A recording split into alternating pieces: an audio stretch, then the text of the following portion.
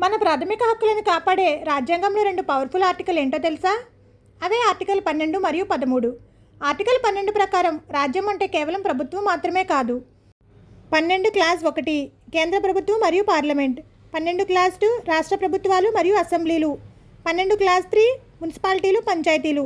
12 class 4 ప్రభుత్వం ఆధీనంలో ఉండే ఎల్ఐసి, ఓఎన్జీసీ లాంటి సంస్థలు కూడా రాజ్యమే. వీరెవరూ మీ హక్కులను లాక్కోలేరు. మరి హక్కులను రక్షించే షీల్డ్ ఏది? అదే ఆర్టికల్ 13. 13 క్లాస్ 1 రాజ్యాంగం రాకముందు ఉన్న పాత చట్టాలు హక్కులకు విరుద్ధంగా ఉంటే చెల్లవు. 13 క్లాస్ 2 ప్రభుత్వం కొత్తగా తెచ్చే ఏ చట్టమైనా మీ హక్కులను తగ్గిస్తే అది పూర్తిగా రద్దవుతుంది. 13 క్లాస్ 3 జీవోలు, ఆర్డినెన్స్లు అన్ని చట్టం పరిధిలోకి వస్తాయి.